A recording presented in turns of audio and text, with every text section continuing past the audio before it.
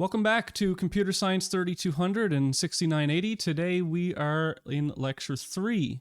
So today we're going over problem solving and search, as well as introducing Assignment 1.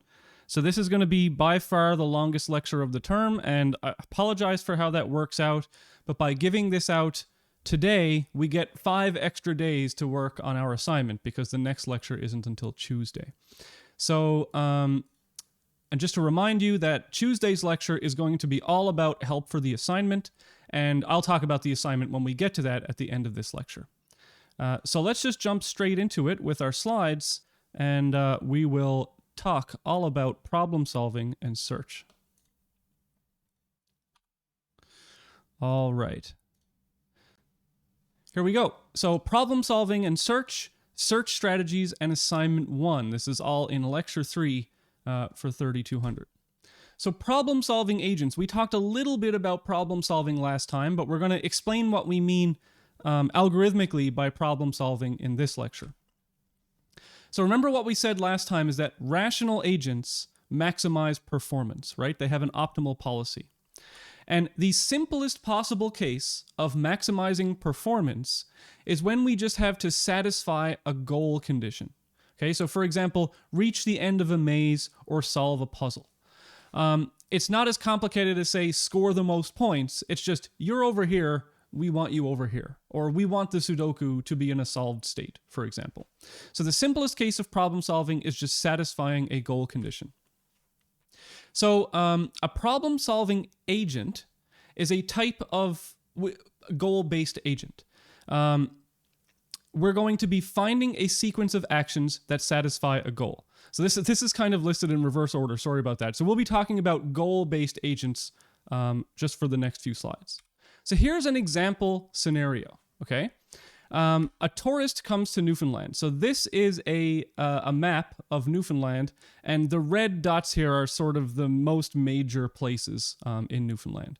So a tourist comes to Newfoundland, and they're going to land in St. John's. So St. John's is the most easterly city in North America, if you weren't aware of that. So they land here in St. John's. And let's say they want to go to one of either St. Anthony or Port aux Basques. So if you're not from Newfoundland, it might be a little hard to find those. St. Anthony is up here. It's one of the most northern places in the province. And Port aux Basques is down here. It's in the very southwest of the province. Maybe your problem would have some extra constraints as well. So for example, maybe the tourists only have 48 hours to spend. Or maybe they only have $100 to spend on gas, right? And so that's going to add in an extra constraint into the problem-solving case where they want to solve a particular goal of getting to either St. Anthony or Port aux Basques. So how would we formulate a goal if we want to pose this problem algorithmically and actually write some AI to solve it for us?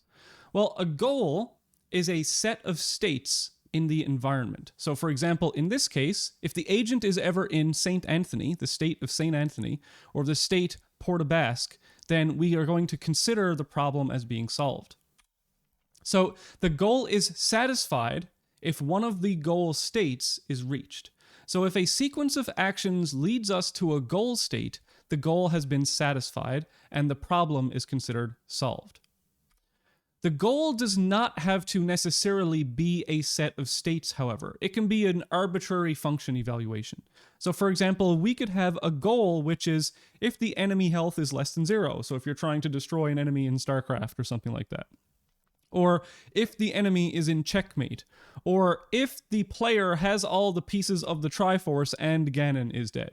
Right? So our goal doesn't have to be just like, are they in a place? It could be an arbitrary evaluation. But for the example of traveling in Newfoundland, the set of goal states is pretty fine. So how do we formulate our problem then? This is actually non-trivial. So whenever you're trying to take a real problem, like navigating around in Newfoundland, and translate it into an algorithm or some data that you can actually run some AI on, you've got some important decisions to make. So, for example, which states do you consider in your environment? Do you consider, for example, every square meter in Newfoundland? So maybe we could chop up the grid of Newfoundland into meters. Well, that's probably going to result in way too many states to search. And so let's do something that humans kind of do. Maybe we could consider every town in Newfoundland as a state. Now, which actions do we consider? Well, maybe we have an action of move left by 1 meter. Or maybe something better for such a large search problem would be move from town X to town Y via the road that connects them. And what information is going to be stored in a node in our search? Now, we're going to talk about the difference between nodes and states in a little bit, but we could consider maybe our current town location and also maybe the distance or the time that we've traveled so far. So as we search through our tree, we're going to record this information. So a well-defined problem, which might be a good exam question, consists of the following pieces of information. 1, the initial state that the agent starts in.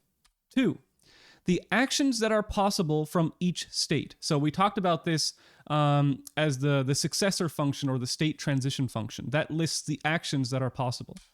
We want the set of goal states. It may also be a goal test function. And we want an action cost function. And so what we're trying to do most of the time is minimize the cost of our actions to achieve a goal.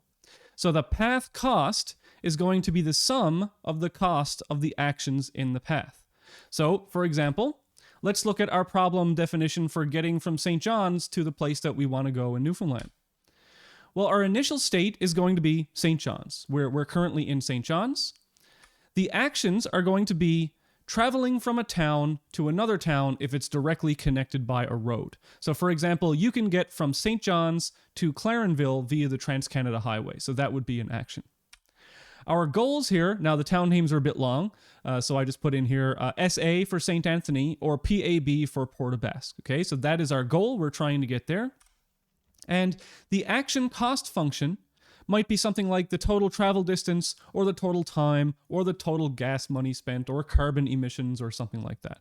So that would be an example of a well-defined problem. We have defined everything that would go into actually running an algorithm on this problem.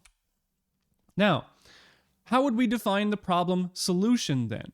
So if we've said, here's a problem, please solve it for me, what is the AI going to return for us as the actual problem solution? Well, ideally, the problem solution is going to be a path from the start state to the goal state.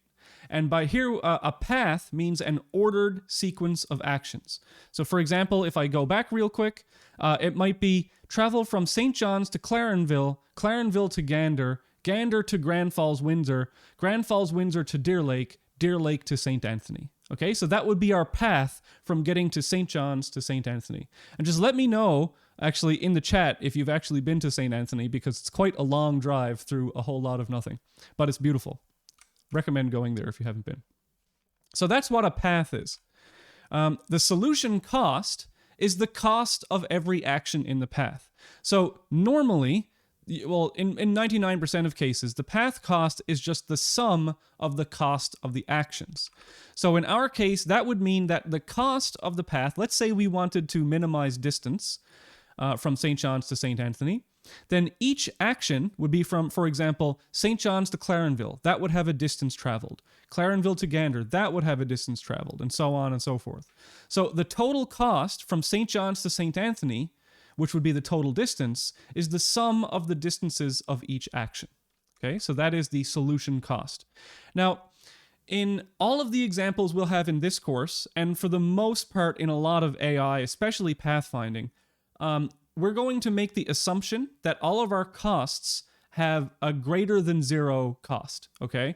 So for example, you can't travel a negative distance, right? You can't spend a negative amount of money. So, well, you could make money, but you know what I'm saying. If we had actions that had a cost less than zero, we would just keep repeating that action forever and we would never actually get somewhere, right? So we always assume that our action costs are greater than zero. And the optimal solution to our problem is going to be the path which has the lowest path cost among all possible solutions, Okay, so we could go from St. John's to Placentia to Clarenville to Marystown to Gander to Burgeo to St. Anthony, but that is not the optimal distance solution, right? So there is an optimal solution within whatever performance measure or cost that we want. So let's look at an example graph problem, okay? So here I've got a graph. So I've got states A, B, C, D, and E. And I've drawn connections from them which indicate the legal actions at any given state. So at state A, a legal action is to move from A to D or from A to B. You cannot move from A to E because there's no line between them, all right? Similarly, in addition, I've put the action costs of going between from one state to another state. So to go from A to B, it would cost 6. To go from B to C, it would cost 5. So in this example problem, I've got an initial state that I've marked here in red, which is state A. And I've got actions. So A, B, moving from state A to state B is legal if there's an edge between them in this graph. I've got a goal state, which is state C, which I've marked over here in green. And I've got an action cost function. So that's the edge label. So the action cost of going from A to B is equal to 6, okay? So this problem, if I asked you to define this problem in terms of its properties on an exam, it's fully observable, it's static, discrete, deterministic, single agent, and sequential. Okay, so we recall from the last lecture at the very end, we talked about all these properties. So these are the properties of this particular problem. So what is the objective here? We may have several objectives. We may ask our AI system, hey, is a path to the goal possible? Right? So maybe we're only interested in knowing if it's possible. Maybe our objective is to find out the shortest path to the goal. So which algorithm will we use to solve this? Well, what we're going to see at the beginning of the course is we're going to try something called search, okay? So search it just so happens to be the area of research that I do as a professor, and my students do some work in search as well. And so the first half of this course basically is all about using search to solve AI problems.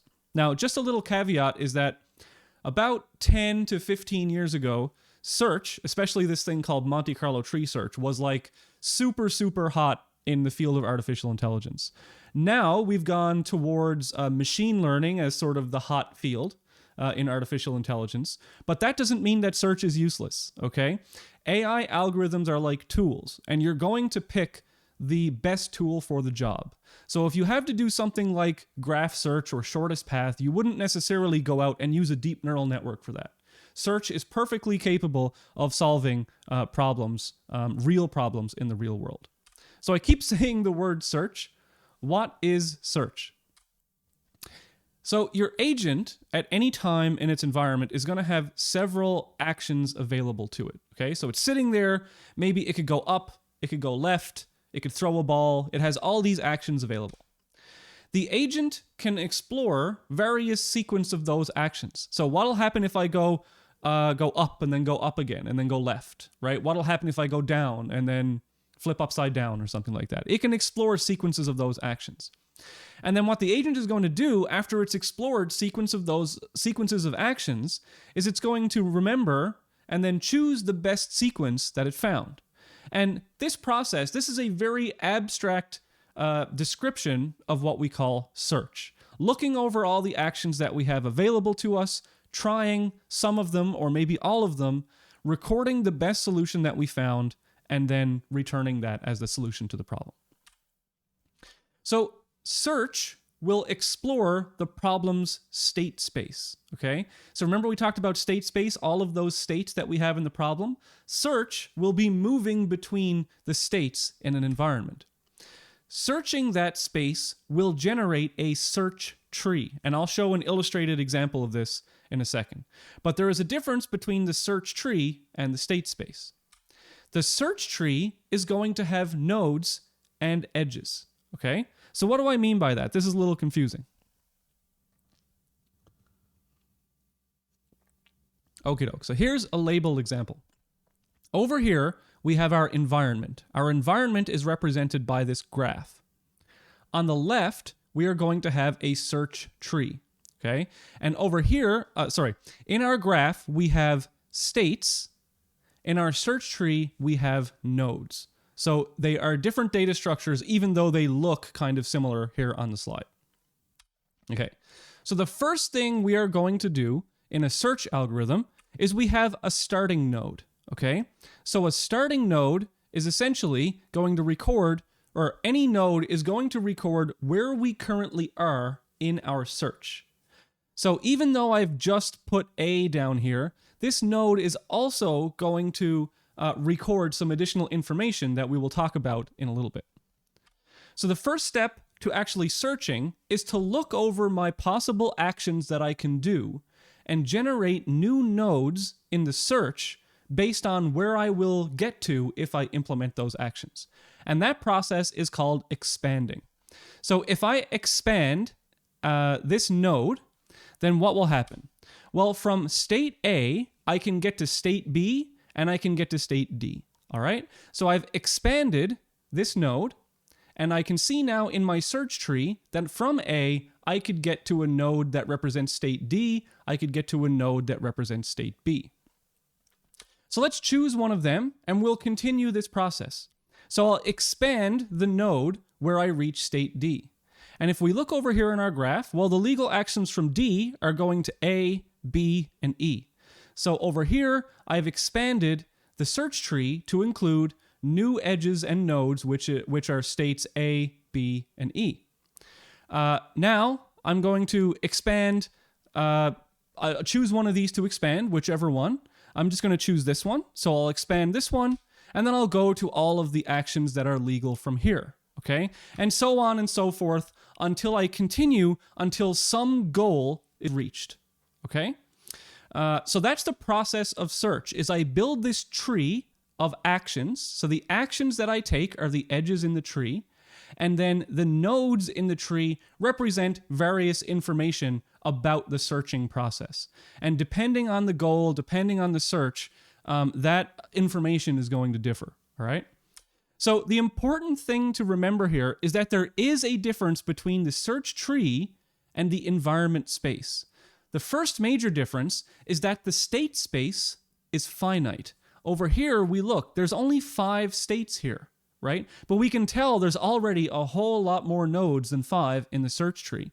And it turns out that the search tree is actually infinite, right? So for example, I could go back and forth from A to D, A to D, A to D, and just keep going infinitely deep in this search tree.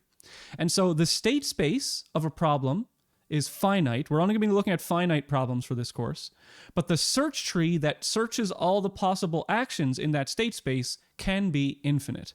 So it's going to be one of our goals in this course is going to be how do we take this infinite search tree, which we obviously can't search an infinite amount of things, and turn that into a finite search that will eventually terminate.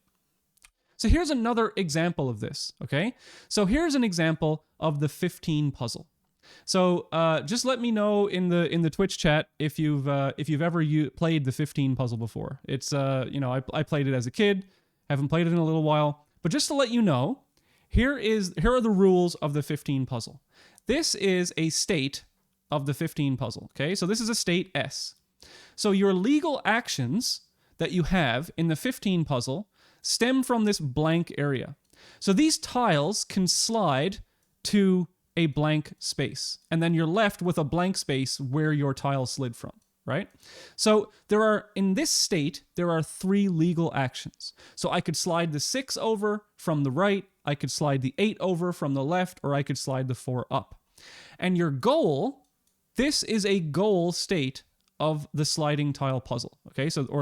I say the 15 puzzle, but this is actually the 9 puzzle. Apologies for that. The puzzle just indicates how many tiles there are. So the goal state over here would be you want the blank up here in the top left, right here, and you want all the numbers to be in ascending order. Oh, I drew a G up here. Sorry, it's right behind my camera. So if we wanted to apply search to the 15 puzzle, then we can do that. And here's an example of a search tree for the 15 puzzle. So we start at some given state, and we're going to try all of the actions from that state and generate new nodes in our tree search. So let's look at this. Let's just go down a possible path. So here, this represents, I know this is a little bit small, but you can see here that the resulting state of this action, the 6 is in the bottom position. So we slide the 6 down, now we're in this state. Then we're going to slide the 8 down, and we're in this state. Then we slide the 2 to the left, we slide the 1 up, and we slide the 8 over. And this is our goal. So in this example, they wanted all the numbers to be around in a circle, for example. So you can have a bunch of different goals for the 15 puzzle, but this slide just shows you how quickly that this search tree can blow up into an infinite mess, right? We've only tried like 5 different moves here, and we've already got about 50 different actions. Okay. So the first question that might come to your mind is, how do we know what to expand, right? When I showed the previous example of forming this search tree, I was just kind of picking things willy-nilly and expanding them and trying their actions. So now we have a term that we're introducing called a search strategy. The search strategy defines which node in the tree we choose to expand next. So as I'm expanding nodes in this tree, my search strategy is going to define algorithmically which node in the tree that I choose to expand next. Okay? So that's what search strategy means. There's an exam question for you. First, I said before that the nodes in the search tree may contain additional information than just the state. So let's look at some of the data that we may want to store in the search tree. So first, we're going to store the state that we're in, right? So this is the state in the graph where we are currently in the search. So for example, if I do this action to get to D, then this node is going to store, okay, now at this node in the search, it represents me being at state D in the environment. We're also going to store a parent node, okay? So the tree is going to store the node that generated this node. If I go back, for example, if I generate this node, we are able to follow this parent pointer back to the node that generated me. Okay, that's a very important thing. So we're going to store parent pointers as well. We can store the action. So we may want to store the action that produced this node. So for example, if I'm at a node in a search, I may want to know, okay, I got here by going left. That might be something that I want for a particular problem. Also, we may want to store the total path cost so far from the start. And traditionally, this is denoted by g of n, and we'll get into more details about g of n later. We may also want to store the depth.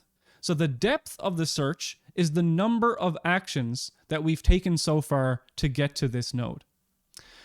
We may want to store other things.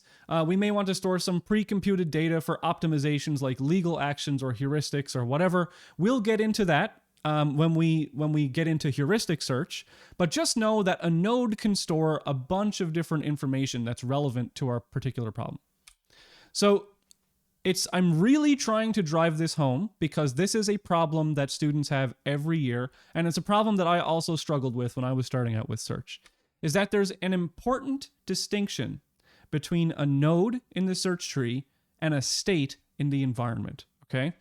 A state is just a configuration of the environment. So where are you on the map of Newfoundland? Where am I in the video game? That sort of thing. Where are the pieces on the chessboard?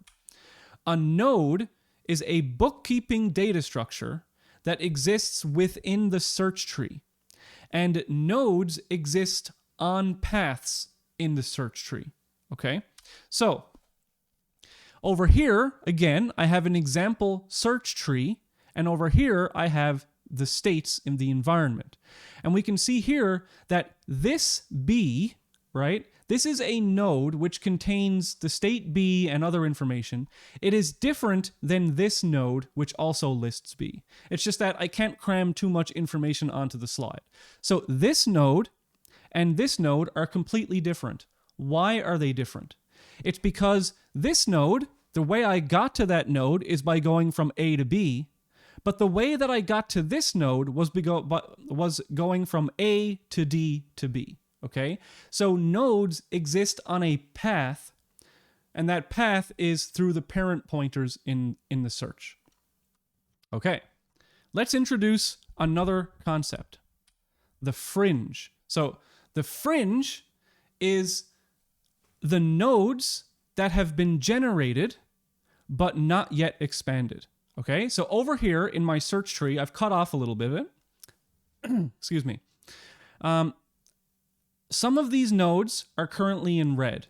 Those are the nodes which I have expanded. So remember, I expanded A into D and B, and then I expanded D into A, B, and E. So those nodes have been expanded. The nodes which have not yet been expanded, the white nodes here, those are called leaf nodes. So if I ask you on an exam what a leaf node in a tree search is, leaf nodes are nodes that have not yet been expanded. And why are they called leaves? It's because if you look at an actual tree, the things at the very fringe, at the outside of the tree, those are the leaves of the tree. There's no branches growing off the leaves of the tree, right? So nodes that have been generated but not yet expanded, okay? That is the fringe. So here we have our first algorithm of the course, general uninformed tree search. So you may see this algorithm called by different things in different areas. Like if you go to Wikipedia, it may not be called generalized uninformed tree search. However, in the optional textbook for this course, Artificial Intelligence, A Modern Approach, which if you go to the website and you look at the syllabus, it's listed there. That is what the textbook calls this search. And so I am calling it the same thing as the textbook in case if you're studying for the exam and you want to read the textbook, it's going to be named the same thing.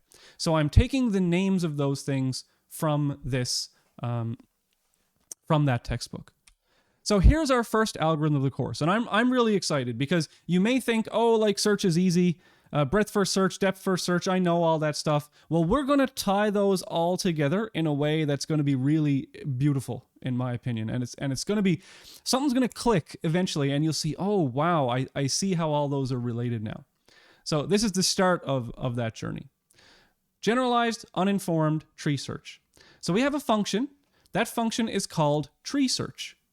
That tree search function takes in a problem and a search strategy. So again, the problem is going to contain all of the information about the problem. Remember, it's going to contain the states, it's going to contain our goal states, maybe our actions, our cost function. So all of that is contained in the problem. And then strategy is going to tell us how we look at the nodes in our search, in the search tree, and choose one to expand next. So the very first thing we do, and I'll do an example of this later, is we construct the fringe, okay? So at first, the only thing in the fringe is the initial state of the problem. So we're going to take the problem, we'll grab the initial state, and we'll construct a node out of that. The fringe stores nodes, not states. That's very important, okay? Then while true, so we're going to go on forever. If the fringe is ever empty, what does that mean? Well, that means we have run out of things to search in our tree. And so if we have ever run out of things to search, then we're going to return fail, right? If I've searched everything that I can and I haven't found the goal, then I have failed the search. Otherwise, if I haven't run out of things to search, I'm going to ask my search strategy, which node am I going to select from the fringe in order to expand next? So whichever strategy you have, whether that's breadth first search or depth first search or other strategies, which we'll talk about, it's going to return a node from the fringe and remove it from the fringe in order for us to search.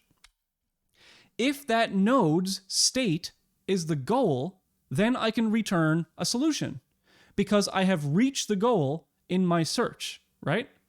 However, if it's not the goal, what I have to do is expand that node using the legal actions from the problem and then add those expanded nodes into the fringe. And once that happens, there are new nodes in the fringe, and I go back, and this while true happens again if I haven't found the solution, and then I do all these checks again. If I found the solution, I return it. If not, I expand and add it to the fringe. So that is a general tree search. All search algorithms work based on this notion of a container of things that are being searched, and we select something from that container of things to search, we expand that node, and we add all of the children of that node to the search. Now, I have this expand function down here. Let's look at that expand function a little bit, because that's important as well. So I'm going to have that function expand, and expand is going to need to know which node it's expanding, and it's also going to need to know all of that information about the problem, the environment, the states, and the actions. So what we're going to do is we're going to store a list of the successors of that node in the tree search. And for each action in the legal actions of the problem at that node, I'm going to construct a new node by saying, hey, node, do this action, right? So the state of the current node, I'm going to do the action, and then I'm going to construct a new node based on doing that action. So back in the example I gave before, I'm going to expand A by doing the action go to D and construct a new, node.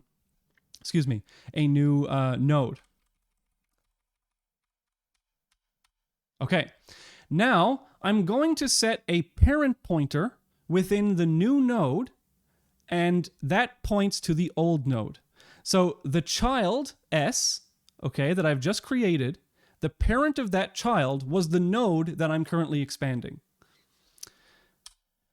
Now I'm going to store this G cost as well. So the G cost is going to store the cost of all the actions so far. So if I'm trying to say how far have I gone in total, well, that's really easy calculation. I just look at how far I went to get to the parent node, and then add the cost of the current action to get the cost that it took me to get to where I am right now. Okay? Then I'm going to record the action as well, and I'm going to set the depth of the node equal to the previous node's depth plus 1. And then I can say successors.add s. So the blank successors that I had at the beginning, for each action, we're going to generate a new successor and add it to the successors. And then we will just add it to the successors. So I want to go back real fast to when we generated that tree, and I'll show you how that works, okay? So this is the algorithm that we did here. Some search strategy, we're going to start with the initial state node, right? So the node which contains the initial state. We're going to choose to expand some node in the tree. And there only happens to be one node right now, so we'll expand that one. We go through all the legal actions, so A to D, A to B. We're going to add these new nodes. We're going to create them. We're going to link them to the parent, and we're going to add them to the fringe. And at some point, we'll keep doing this until a goal is found. So that's a visual way of showing the algorithm that we just showed in code, okay? So it might look a little complicated at first, but conceptually, it's quite simple once you get used to it. Now we have to talk about problem-solving performance, okay? Oh, and a common example here, or a common question here, is what is this strategy? In the second half of this lecture, we're going to be talking about the strategies. Okay. But first, let's talk about problem-solving performance. There are different performance evaluations on our algorithms that we will talk about, and they are very important, and they are definitely going to be exam questions. So the first property of an algorithm that solves problems is completeness. Completeness means it asks the question, is it guaranteed to find a solution if a solution exists, right? So if we run an algorithm, will we eventually find the goal? I think that's a very important question to ask, and so completeness is an important property. Optimality. If it finds a solution, is the solution that it found the optimal solution? That's also an important question. Optimal meaning in terms of our performance measure or cost, it's going to have the least cost. time complexity. So how long does it take to find a solution, right? That's very important. We want to know like an upper bound or a worst case time complexity on how long it will take to solve our problem, because we want to know, hey, is this going to run in our lifetime, right? We talked about state spaces last class, and some state spaces and game tree spaces are bigger than the number of atoms in the universe. So time complexity is something that's very important to us. And just as important as time complexity is space complexity. So how much memory is needed to run this search, okay? And that's going to depend on a number of factors. So time and space complexity typically is going to be measured on the size of the input problem or the size of the input graph. So it's measured based on properties of the environment, such as the number of states. And we're going to measure time complexity in terms of and space complexity in terms of the number of nodes that have been generated. So we're not really concerned with like the number of milliseconds or the number of hours it takes our program to run. We'll talk about that later. But for the like theoretical time and space complexity, it's going to measure the number of nodes that have been generated in the search tree. Space is measured by how much memory is needed to store the maximum number of nodes in the worst case needed at any given time to solve the problem. Okay, so for example, if you're going to use breadth first search versus depth first search, the amount of space that we need to store at any given time is going to be dramatically different, and we'll talk about that once we get to them. And so search in search and AI, time and space complexity traditionally measures, we're going to have these additional properties such as the branching factor, B, that's the maximum number of successors at any node. And we're also going to have a depth, D, which is the shallowest possible goal node in the search. And so the tree size, if we've got B possible actions at any given state, so let's say we've got 3 possible actions at each node, right? And our tree, our shallowest possible goal node is at depth D, then our tree search is going to be like 3 times 3 times 3 times 3 up to D times, so that's B to the power of D. So that's our tree size for our search. Okay. Heuristic search. So we just talked about generalized uninformed tree search. Heuristic search, one second here. I have to go through a slide, for example. Okay. So heuristic search, which we're not going into yet, but I do want to mention what it is. Heuristic search, so I talked about uninformed tree search. That was our first algorithm. What heuristic search is going to do is incorporate some knowledge into our search in order to inform it on how to search better. So if we have really large search trees, heuristic search is going to help us. How do we make our tree smaller? How do we choose a search strategy? How do we choose an action to perform? These are the questions that heuristic search helps us answer. And it's also going to introduce some data structure and other optimizations that help us go through the search in a little more intelligent way than just trying all possible actions. And the way that's going to happen is it's going to apply a heuristic set of guesses of values to nodes, and then it's going to apply some node selection strategy in order to help prune the nodes of these trees. But I'm kind of getting ahead of myself here. Okay. One last thing on heuristic search. Here's just an example of how heuristic search can help us in a complex environment. So if we look at chess, at any given time in an average chess game, you've got about 40 possible actions that you can take, right? So in the middle of the game, you might be able to move all 8 of your pawns. Your queen can move in about 10 or 15 different spaces. Your knights can move, etc. If you sum all of those up, you've got between 40 and 50 possible moves at any given state. Most of those moves are terrible, right? There's a bunch of different ways for you to be giving away free pieces to your opponent. And so in a lot of search cases, most of the moves, like 99% of the actions that you can possibly do, are going to be really, really bad. And what heuristic search is going to do for us is it's going to help try and eliminate a bunch of those bad moves. So for example, Garry Kasparov claimed that of the 40 possible moves on a chessboard, he could immediately identify the 2 good possible moves, right? And so if we just did a naive, generalized, uninformed tree search on the problem of chess, well, just look at this. If we are searching 40 possible moves, then at the first depth, we've searched 40 moves. Depth 2, so that's 2 moves into the future. We've searched 1,600 moves, then 64,000. And just 4 moves into the future, we've already had to search over 2 million nodes, okay? If we're doing the Kasparov search and only looking at the 2 good moves at the time, then what that's going to do is it's going to allow us to search to depth 21 in 2 million moves, okay? So by branching or by pruning off bad moves, we are going to allow us to search deeper into the game and just play the game better overall.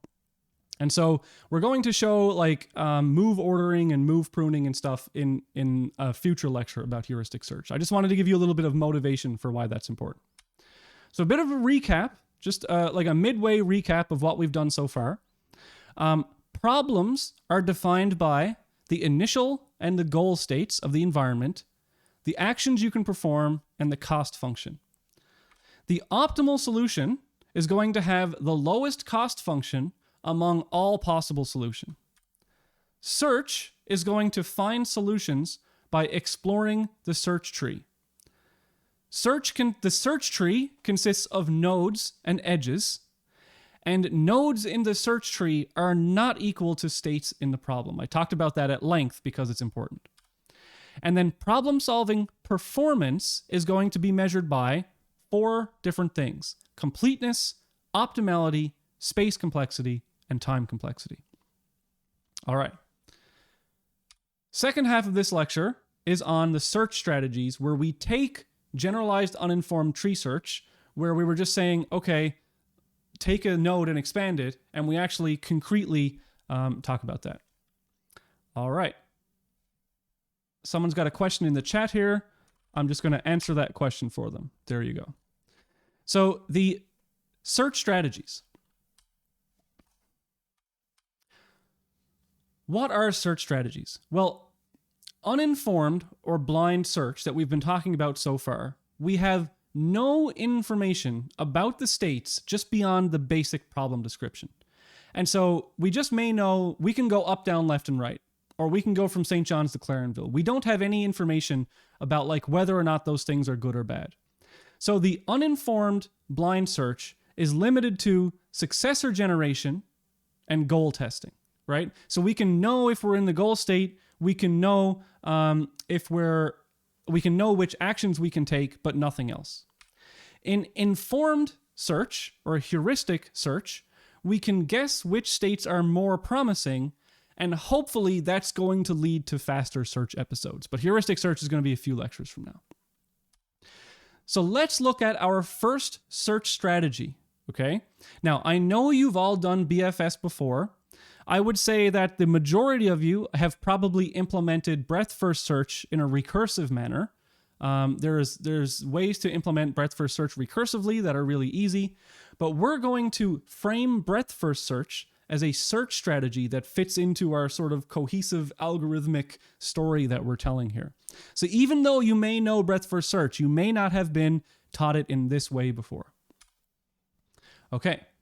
So in breadth-first search, a high-level description of breadth-first search would be, okay, we're going to expand the root node of our tree first. Then the successors of the root are expanded next. And then their successors are expanded next. So in general, all nodes at a given depth of the search tree are expanded before any nodes at the next level of search. And so this means, if we think about it, we're going to use a queue for the fringe, because first in, first out. If we have generated children, then they're going to be the next thing. They're going to be, well, I'll just show you. Okay. So this, as we recall that we just showed, this is general uninformed tree search. Okay. So we've got the fringe, which is just some collection of nodes. The only difference between this generalized uninformed tree search and breadth-first search is two small changes. Let's just look. So this is breadth-first search. Breadth-first search is going to use a queue for its fringe, and when we go to select a node from the fringe, we just pop the thing off the queue. Okay, so first in, first out. The oldest thing in the queue is what we're going to be popping off. So just look at that. Breadth-first search is it's identical to general uninformed tree search. We just use a queue for our fringe. Okay, so that's very important. So let's have a look at breadth-first search. Well, this is breadth-first search. This is the tree, and we're going to be expanding the tree. So here, let's have a look at, if I can write down here, what our queue is going to look like. So our queue is going, I can't do that right now. But I'll just go through the expansion of these nodes. So we're going to start out with a queue containing A. Okay. Now we pop something out of the queue. Well, that's A, and we expand A. So we're going to expand A. Well, A has a legal action to D, and A has a legal action to B. Now, D was inserted into the queue before B, and so we're going to pop D out of the queue. So we expand D into its actions, then B was the least recent thing to be inserted into the queue, so we pop B out of the queue, and we expand it, okay? So we can see that we never expand something that's in a deeper depth before we expand everything at the current depth. So let's look at this in terms of like video game pathfinding. Oh wow, look at how blue I am now. So if we have like a video game environment here and we want to look at how breadth-first search will work. Well, let's just say we're in our current environment, and this is basically the environment for assignment 1. So I can move in all 8 directions around me in my grid, right? So if I'm currently here at this yellow place, then I am going to expand that node. So I look here, I've expanded that node, and now the fringe is all of these yellow states, okay? And I keep, for each of these yellow states, I'm going to expand those, and expand those, and expand those, and expand those. So breadth-first search is called breadth-first search because it expands everything at a given breadth before it goes to a new depth. Okay, so let's look at breadth-first search in terms of problem-solving performance, now that we know what breadth-first search does. Breadth-first search performance. Breadth-first search is complete. So that's a really good thing about breadth-first search. BFS explores the entire tree eventually. So it will find a goal node if getting to the goal is possible. BFS will find the shallowest goal node, so the goal with the least depth, since it explores all nodes at a given depth before it goes to the next depth. However, BFS is not optimal. In general, BFS does not produce optimal solutions, since the shallowest node is not necessarily the optimal node, or the optimal solution. BFS is optimal if path costs are non-decreasing function in depth. That's a very technical description, but essentially, for this course, BFS will be optimal if action costs are all the same. What the hell do I mean by that? Well, let's look at an example here. Here's an example of why BFS is not optimal. Because I'm going to expand everything. Let's say I'm trying to get the shortest path from A to C, okay? And so over here, I want to go from A all the way to C via legal actions in this graph. What I'm going to do at first is I'm going to expand the first depth, right, which is the root node. Then I'm going to expand everything at depth 2. And if I expand everything at depth 1, then depth 2, then depth 3, well, what happens is I expand everything at depth 1, so I get to states D and state B, right? Then I expand everything at depth 2. So first I expand D. I say, okay, I've expanded D. Then I expand B, because that's how breadth first search works. I go from B, okay, I can go back to A, but look, I can go from B to C. And so breadth first search, the algorithm says, as soon as I find the goal node, or a node which contains the goal state, I'm going to stop. So I've searched breadth by breadth, and look, I've found C, so I should stop. However, the path cost of going from A to B, then from B to C, is 11. If I had searched a little bit more, I would have found the path A to D, D to E, and E to C, which has a shorter overall path cost, or a lesser overall cost. So what that means is breadth first search is going to find the solution which takes the fewest number of actions. It doesn't take the path cost into account. So if you run BFS, you're going to find the solution which has the minimum number of actions, because actions equate to depth in the first in the search tree. However, if you want to find the optimal path cost, breadth first search might find it, but it won't necessarily find it. Okay?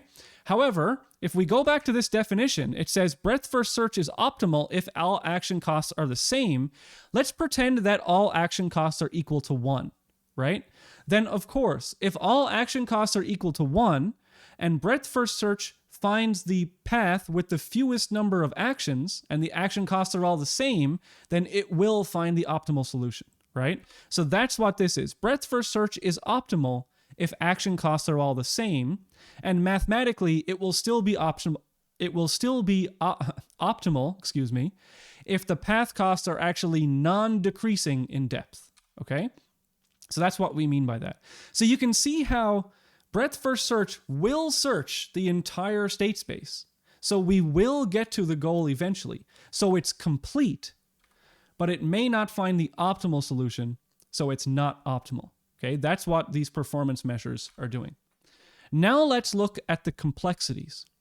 What is the time complexity of BFS? Well, if each state has B children, and we consider a goal at depth D, then we have B times B times B times B.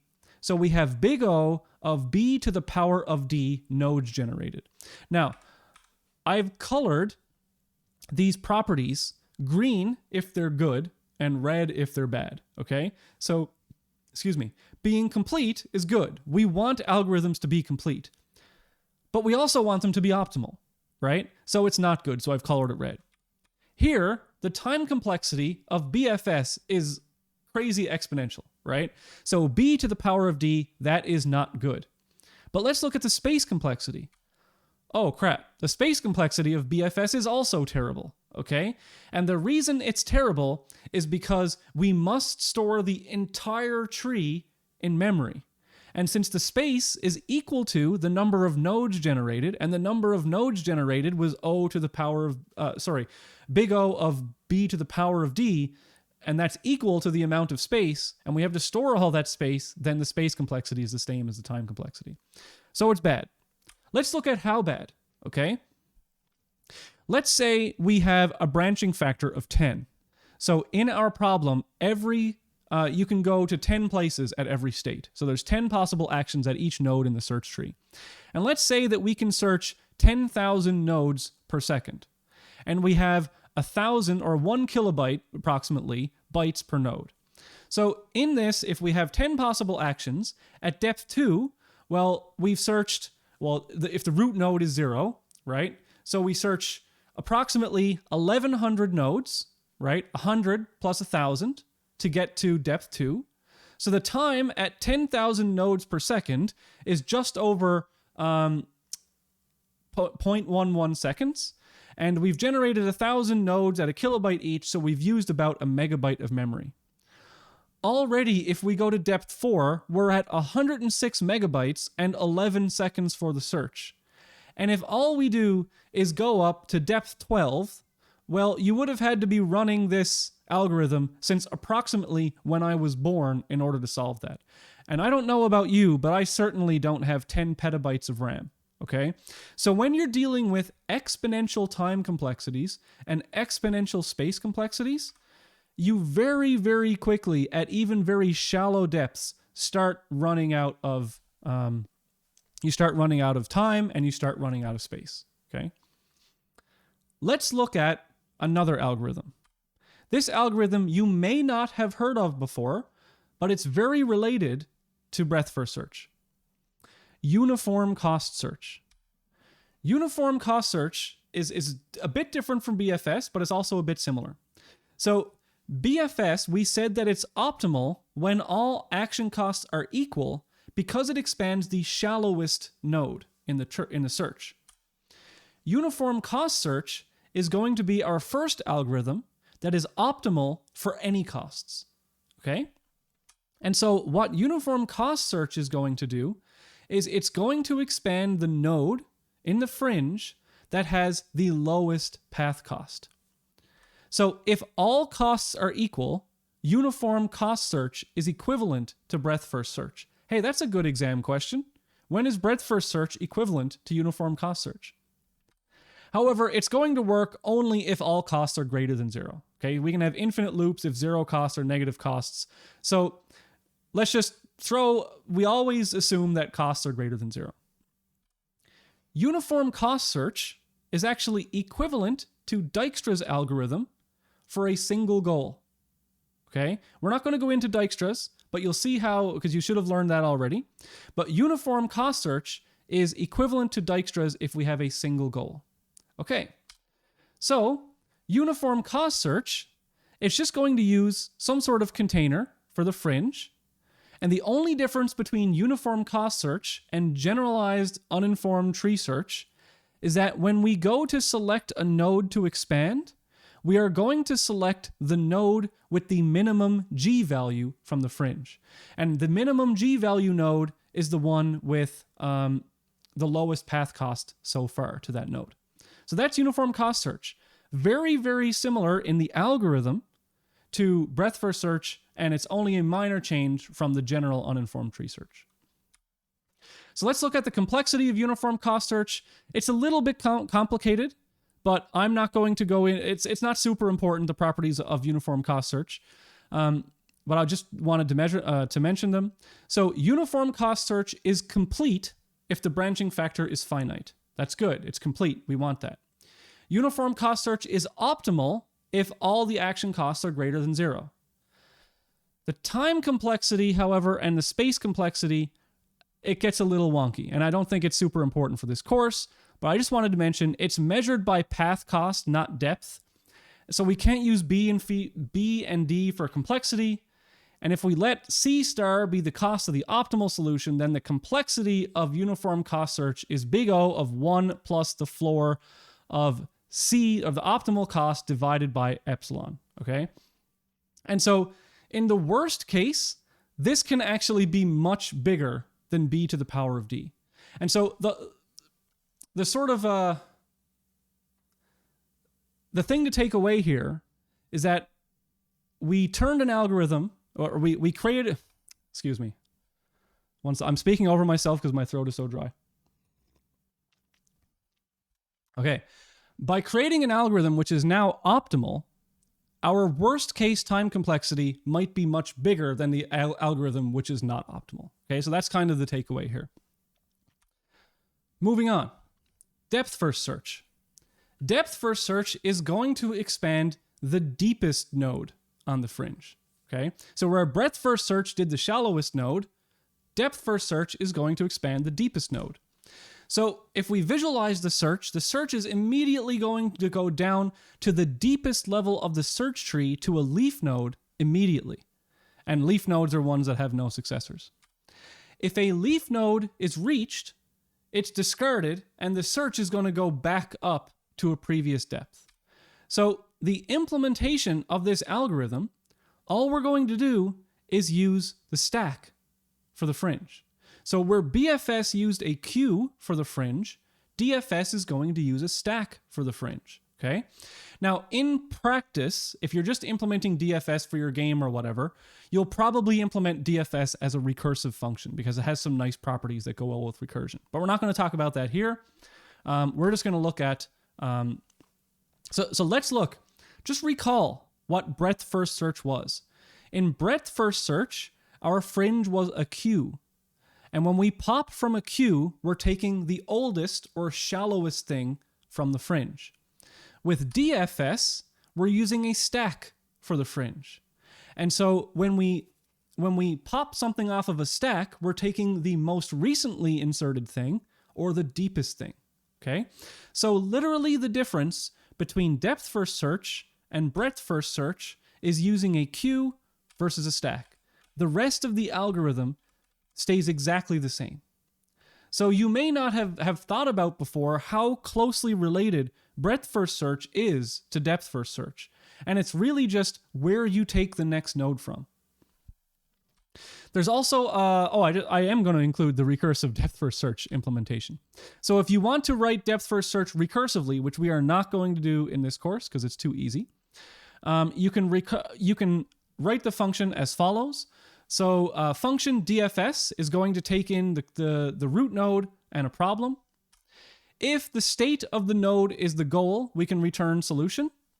Otherwise, if it's not the goal, we're going to expand the node and get the successors. And for each successor, we call DFS on the successor and the problem. And the initial call to DFS is call it on the root node and the problem, okay? So the good thing about DFS is that it's sort of this algorithm in its most minimal form, all right? But we're not concerned with minimal algorithm writing. We're concerned about the theoretical properties. And the thing I want you to take home is just how closely related depth first search, breadth first search, and uniform cost search are, okay? Let's talk about DFS performance. Uh-oh. DFS is the worst. DFS isn't even complete. You can very easily enter an infinite loop with DFS, where I go back and forth. I'm going to go from A to B to A to B to A to B, depending on how things are expanded. So in general, DFS is not complete. We could put some enhancements in there, which we'll talk about later, which can make it sort of complete. But in general, DFS is not complete. And because it's not complete, it's certainly not optimal, right? And it's going to find the first goal that it finds, if it even finds a goal. And so that could be anywhere in the tree, and that's not even guaranteed to be optimal. So in general, DFS isn't great. On its own, with enhancements, DFS can be good. The time complexity of DFS is also terrible. It may go down long, possibly even infinite paths. It may have to generate the entire tree. And so it's going to, in the worst case, generate b to the power of m nodes, where m is not the shallowest goal depth, it's the maximum goal depth. So the time complexity of DFS is also worse. But look at this. The space complexity of DFS is something to write home about, okay? So DFS only has to store the current path at any given time. It doesn't have to store the entire tree, okay? So uses O of B times M. So instead of exponential space, it's a linear space in memory, where M is the maximum node depth. So you're going to store successors of nodes in the path. And this is the branching factor in the linear time complexity. So this is a way to visualize depth first search. If you're using depth first search for a maze, it's going to go all the way until it hits a dead end, and then it's going to start backing up, and then it's going to start going forward again. Okay? So that's how you can do depth first search. That's sort of a visualization of depth first search and how it works. Okay, so that's depth first search. It will, in this case, it will reach the goal, but in general, depth first search may not reach the goal. Okie doke. Next algorithm, depth limited search. I know I've already introduced like 4 algorithms today, but they're all so related that it's really one algorithm with some tweaks, right? So all of search is just based on this generalized uninformed tree search algorithm, and it's all about how you choose a node to expand. It's really cool if you tell it in this way. What is depth limited search? So we had this problem with DFS where it would possibly get lost, right? So we could go A, B, A, B, A, B, go down this infinite loop. We can solve that problem by applying a depth limit, to the search. So we're going to choose a depth limit, call that L, and we're going to enforce it so that nodes at depth L have no successors. So what that really means is once we've reached this depth limit L in our search, we're going to stop and recurse back up. So this solves the infinite path problem because it will search the entire tree up to a given depth L. But it introduces a new problem. It's incomplete if the solution depth is greater than L, right? So depth limited search, we're going to stop the search as soon as we get to depth L. But what if the depth of the solution is larger than L? That's a problem, so it's no longer complete. We'll solve that in a minute, but first, let's talk about the time complexity. So the time complexity is essentially b to the power of L, right? Because we've got to search all of the nodes in the tree up to depth L. However, the space complexity is b times L because it searches in the same way as depth first search, right? So we've only got to store a linear number of nodes at a time. So let's look at a recursive implementation of depth first search. Well, it's essentially the same thing as depth first search. So depth limited search, is the same algorithm as depth first search, but we just add one line. And we say, okay, if the depth of this node is greater than L, just stop, just return, okay? And the recursion will unroll itself.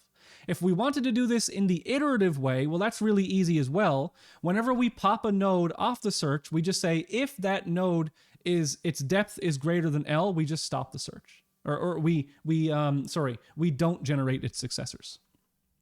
Now, there's a big elephant in the room here, which is how do we choose L? All right, we've got this new algorithm that searches up to a given depth, but how do we choose that maximum depth? Well, one way to do it could be maybe we kind of know the problem. So let's say, for example, we're searching in chess, and we know that like the average chess game takes 50 moves or something like that. So maybe we set L equal to 50. Maybe we know like the diameter of the search space. So if we were using this for like searching for a path across Newfoundland, maybe we know that Newfoundland is like, I don't know, what is it, like 9 or 10 or 1100 kilometers wide or something? I can't remember. So maybe we set our L equal to that, right? Or maybe it's the number of states in the problem. So we could make all of these guesses, but we don't want to make guesses. We want the algorithm to figure it out, okay? So how could we let the algorithm figure it out? Well, here's a new algorithm called iterative deepening depth first search, okay? Iterative deepening. What does that mean?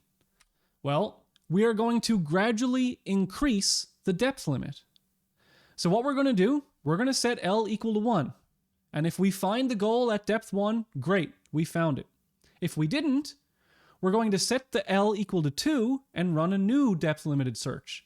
And if we find the goal, awesome. If we don't, we restart the search with L equal to 3. And we keep going and going and going up to M. And what this means now is that iterative deepening depth first search, the goal will be found at the shallowest depth D. And so we know that we're finding it at the shallowest depth because we have fully, completely searched all the previous depths, right?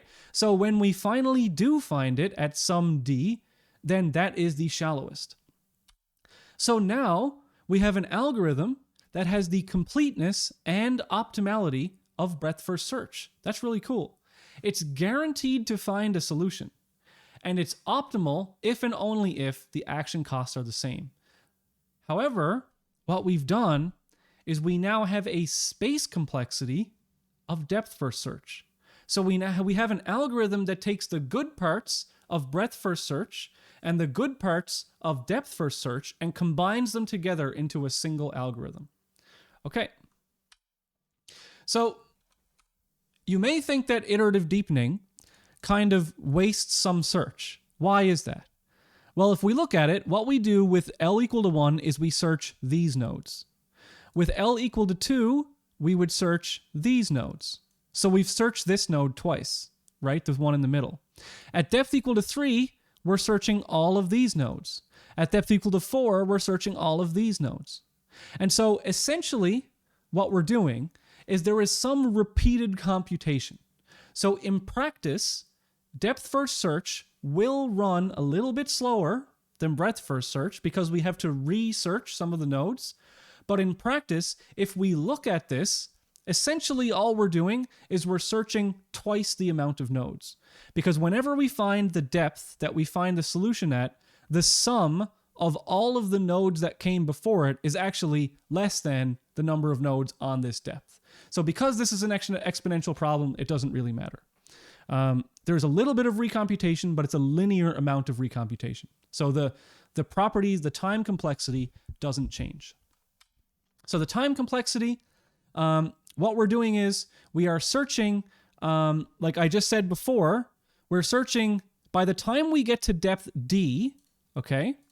So say this is depth D. We are going to search, and that's where the solution is. So let's say this one is the solution. We're going to search depth D once.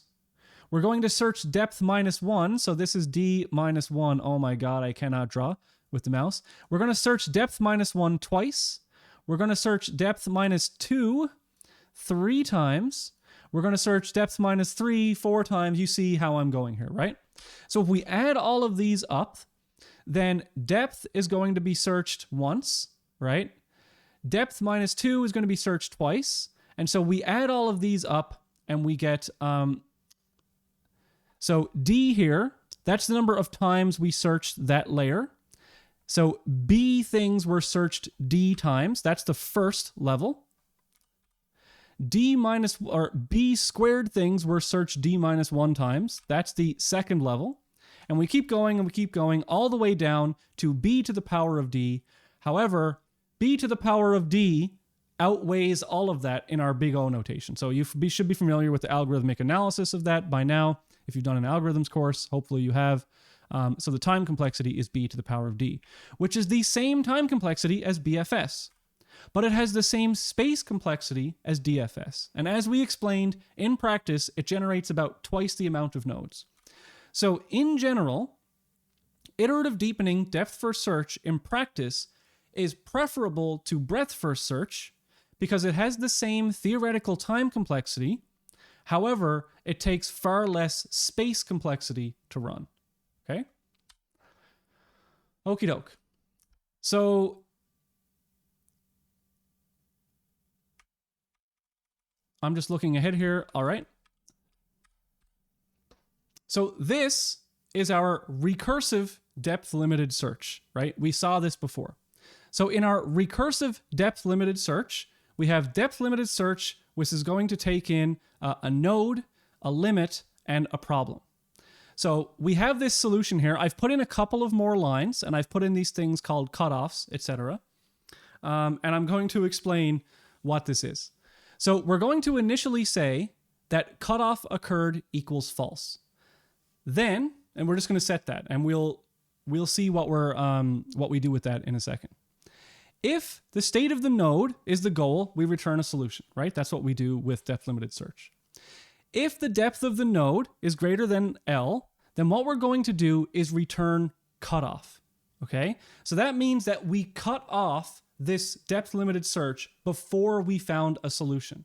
And so the reason that we want to distinguish between a cutoff and a finding of a solution, because if we found a solution, we want to stop iterative deepening depth first search, but if we cut off, we want to go to the next level. That's a little bit confusing, I know, but just to let you know,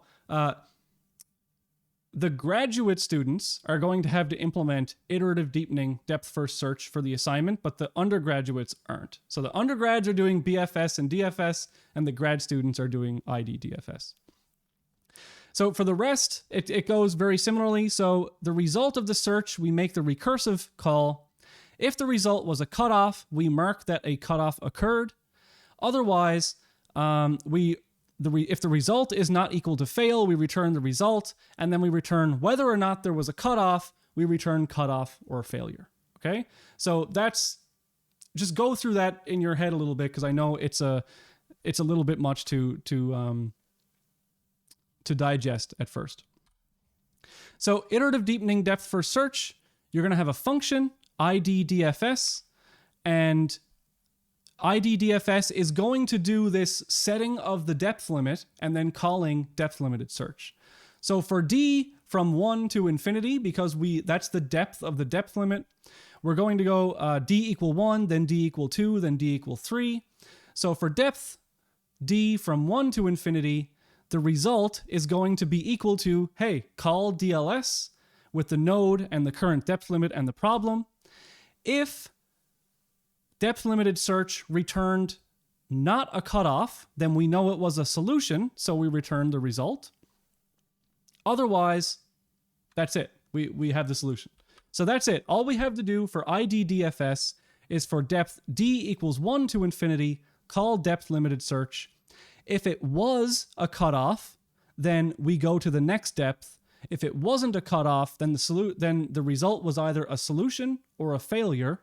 So we return either solution or failure. Okay. So comparing search strategies now, we have breadth first search, uniform cost search, depth first search, depth limited search, and iterative deepening depth first search. Okay. So we have completeness, optimality, time complexity, and space complexity. So basically what we have here, these are the good properties in green, okay? So BFS is complete. It's optimal if all the costs are equal, so this shouldn't be really green. Uniform cost search is complete, and it's optimal. However, the space and time complexity are terrible.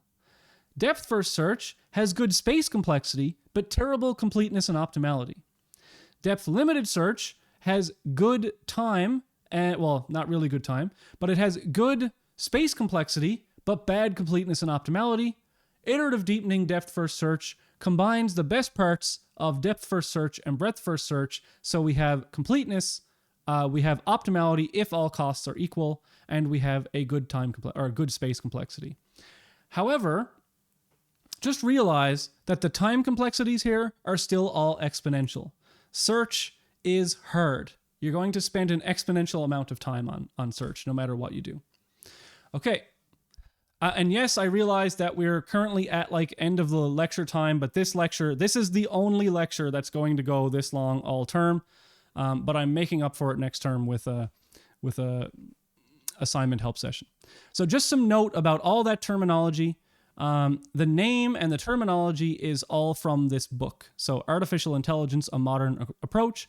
It's an amazing book. It's not required. And the names aren't really important so much as the concepts. All right. Avoiding repeated states. So this is one of the most important search ideas, okay? Is that we never want to encounter the case where we're going from A to B, A to B, A to B, A to B. If we've already searched a state, we don't want to search it again. And so up to this point, these infinite loops have been possible with things like depth first search. But we want to avoid repeating states. It's especially important in like things like pathfinding where you can have reversible actions, where you can go like A to B, A to B.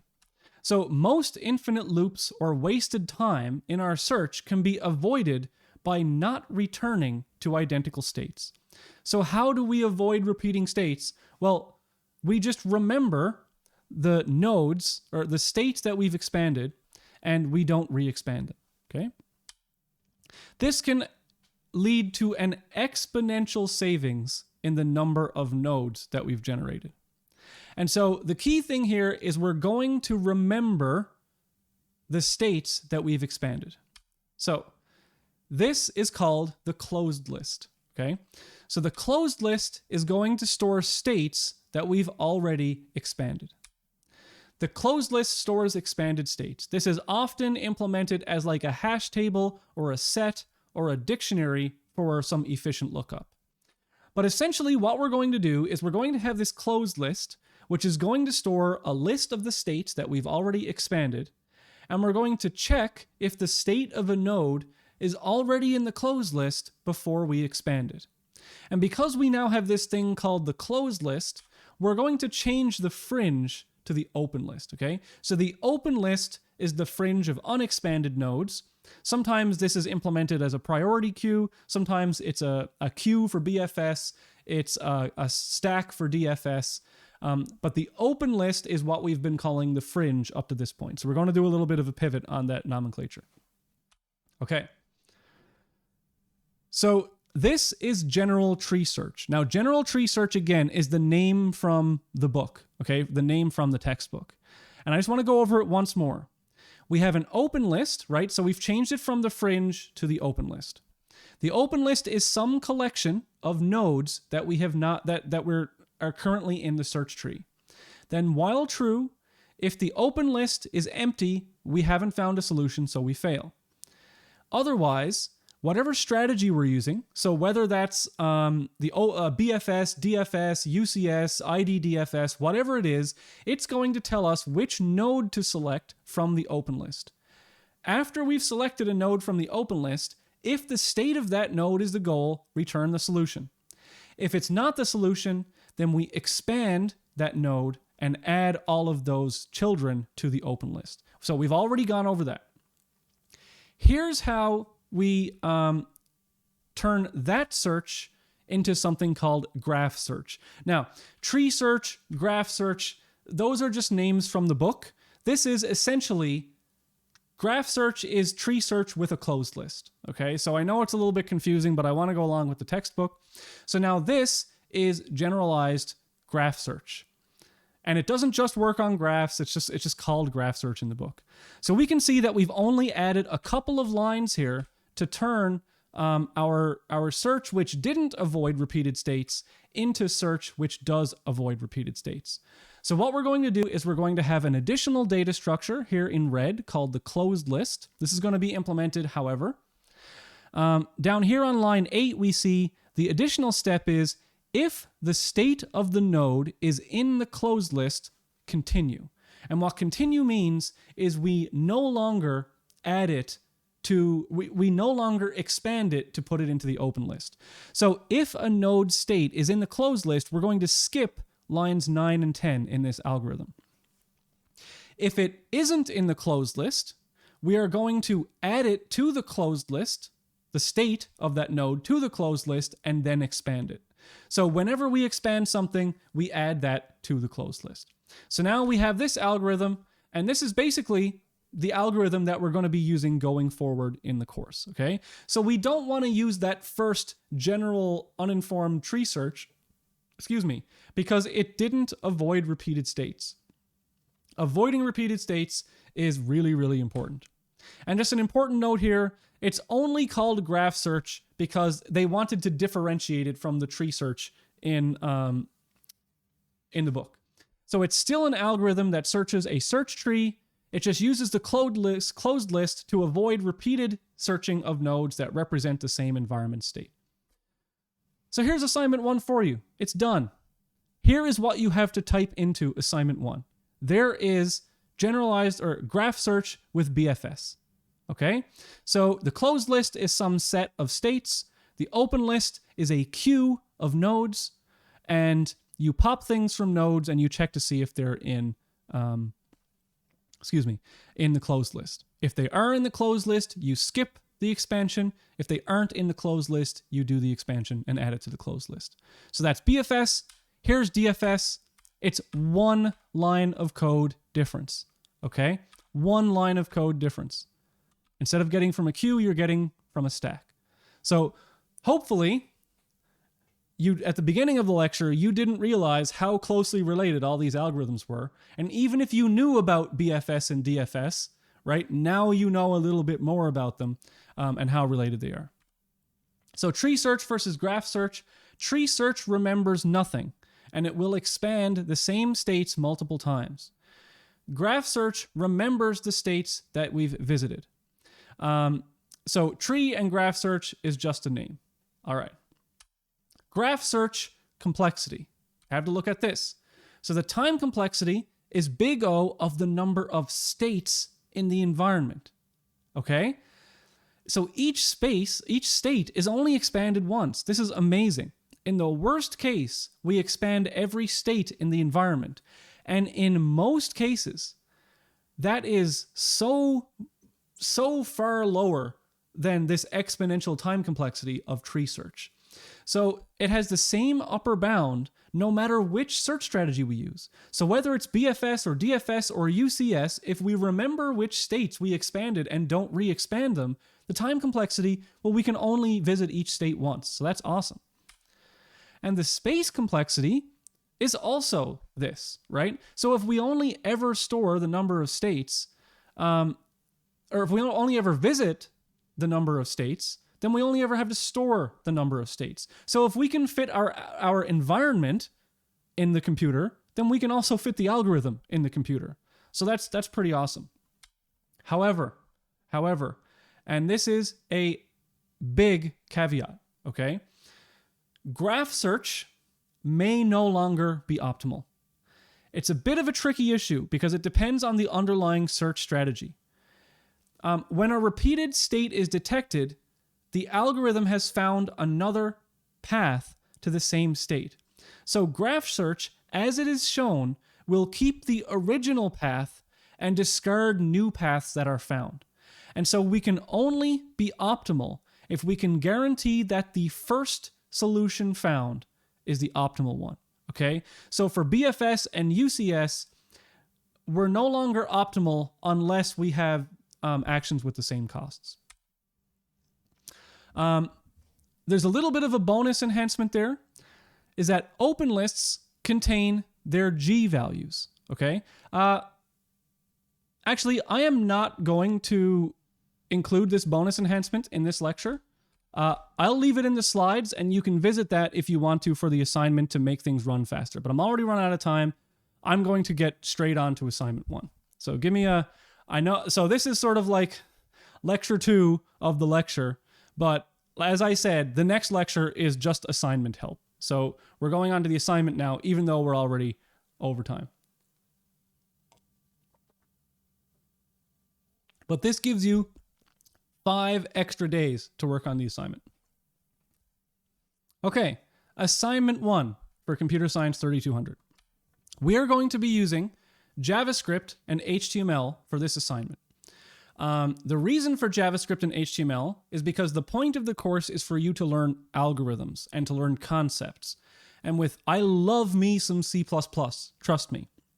But the visualizations that I am able to do and the UI that you're going to be given in HTML and CSS is so much better than I could do in C++. And I really want that to be the focus of the course, is the learning of the algorithms and not the implementation details. So you are going to be given the user interface, and I'll show that all to you in a minute. And you're given the UI, but you just implement the algorithm. And assignment 1, if you do it correctly, you're going to have to type approximately 10 lines of code. Okay? Assignment 1 is all about getting used to the infrastructure of my assignments. So it's going to be an easy assignment for the undergrads, a little bit more difficult for the grad students, but that's why you're grad students. It's going to be path finding using breadth first search and depth first search. For directional grid movement, you're going to implement breadth first search and depth first search. And for 6980, the grad course, you are implementing iterative deepening depth first search as well. So some people asked, how much JavaScript and HTML do I need to know? You need to know the very basics of JavaScript in order to get through this course. Very basic variable and object usage, for loops and while loops, if statements, arrays of arrays or 2D arrays, functions and classes, and the GUI knowledge is not necessary. However, if you do want to completely understand the user interface in this course, I've linked to this YouTube series It talks about HTML5 and Canvas and JavaScript and how they interact. And so if you are interested in making games in JavaScript and HTML, and you want to know how my user interface works behind the scenes, and you want a little fun project to work on to get your JavaScript up to date, I highly recommend this playlist, and that's linked in the PDF slides. Okie doke. So let's look at the assignment files. So you've all been given a link to download. Let me open up assignment 1 here. All right. So this is assignment 1. Middle monitor. Perfect. So you have been given a zip file to download. Now I know this is a little bit small here, but when you extract the zip file, first thing and most important thing is the files that you get. Okay. So the files that you get a number of JavaScript files, which I'll go over in a minute. You get a marking scheme, and you get an HTML file. So people working, students in this class in the past haven't been really sure how this all works together, but it's extremely simple, okay? All you need to do is you need to have a browser. I use Firefox. You can use Chrome. I would recommend Firefox or Chrome. And all you need to do is open the HTML file in the browser. I've seen some people set up like node servers or run local host servers and stuff like that. All of this will work if you just open the file in your browser, okay? There's no server-side stuff going on. So all you'll be doing is using any text editor to edit the JavaScript and then refreshing the HTML page. That is your sort of development cycle for this course. You're just using a text editor to edit the JavaScript file, and then you're looking at the changes in the HTML. Now, quick note before I get onto this: Firefox and Chrome have excellent debugging tools. Okay, they have debugger, like full JavaScript debuggers, where you can set breakpoints. In Firefox, it's Control-Shift-K, and in Chrome, it's Control-Shift-J. And what you can do is any print statements that you put in your code will show up here. Any errors that happen will show up here, etc. So let's explain what the assignment is from the ground up. We'll just look over these instructions. Search visualization instructions. Left click and drag to set a start and goal tile. All right, so I'm going to go, first things first, I guess. I have given you a solution to this assignment, okay? So you have to implement your solution, but I've given you an obfuscated solution so that you can run tests and you will know when your solution works or not. So, for example, up here, if I have the student breadth first search and I select a start and a goal location, by default, the solution that is there, like as part of the sample skeleton code, just draws an L-shaped path. Now, that is obviously wrong, because in this assignment, you can only go through tiles of the same color in the environment. So I can only path find from blue to blue, from green to green, etc. So let's just have a look at that, how that works. So if I go down to Solution BFS and click and drag, now I have the solution is showing you what the optimal path is. The colors here are as follows. The red tiles, so a tile will change to red if it's in the closed list of the search. A tile is in yellow if it's in the open list of the search, and a tile is in white if it's in the optimal path from the start to the goal. So for example, if I click a starting point right here in this tile and a goal right here, I'll see that the optimal path is going like this. Now in this assignment, we only have 4 directional movement. So you can only move up, down, left, and right. Okay? I'll explain how that works in a bit. But as part of your assignment, you can click Run Tests. So once you've written your algorithm, if you want to know if you're going to get 90+% on the assignment, you just click Run Tests. And if all of these are green, you'll see 20 out of 20 tests pass. And so I can click Random Tests. I can click the like default test where I've hand selected some starting and endpoint tiles, or the random test will select random start tiles and random goal locations, so you can see whether or not your solution is correct before you even hand it in and get it marked, which is pretty awesome in my opinion. I would like to have that if I was a student. Also, a really cool thing is that you can select an animated search. So I can select an animated search and rerun the previous search to see exactly how my algorithm is being implemented. So you can see here, this depth first search depth first from the start to the goal, okay? So you can see how the algorithm works visually, not just knowing how it works algorithmically. Here's another example where I'm searching depth first search, okay? Now, this is a sort of video game pathfinding environment. You can come up here and you can look in different environments. So let's say I have, I want to choose the medium maze, for example. Oh, wow.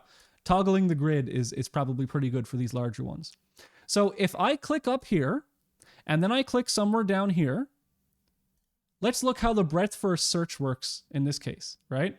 So breadth first search, animated version, is showing you how it's searching through the maze in a breadth first search way. And as soon as breadth first search encounters the goal location down here, it follows the parent pointers back up through the search tree and returns that path for me. So let's just let this one run to completion. This was a pretty difficult one. So this is the animation is taking up all the time, by the way, not the search. So here we go. So that's the shortest path. So all this is breadth first search. It's only a few lines of code, but now you understand why I'm using JavaScript and HTML, because this is such a cool tool that lets you really easily debug your program and see how these searches work, right? Similarly, there's like a really small L-shaped wall that you can use. You can see how breadth first search works there. You can slow it down a little bit to see the expansion, right? And you can also see how depth first search works. Depth first search is pretty terrible, it turns out. And the solution path is really bad. So once you've implemented depth first search, please do not worry if your depth first search doesn't pass the tests. So let me repeat that. Your depth first search will not pass the tests. The only thing that matters for the tests is the breadth first search, okay? BFS has to pass the tests. Why? Because for 4-directional movement, all action costs are the same, so the paths you produce will be optimal. All right, so let's just refresh. We go back to the default. So you can select, also you can select single step. So if I select a goal and an endpoint and I want to debug my algorithm, oops, that was the wrong one. I can go through and single step through the algorithm. Okay, so this will help you debug things even more. So, all right, that's the assignment. Let's dive into the files. So I highly recommend for this assignment and for my course, you use Visual Studio Code. Unfortunately named, Visual Studio Code is not Visual Studio, okay?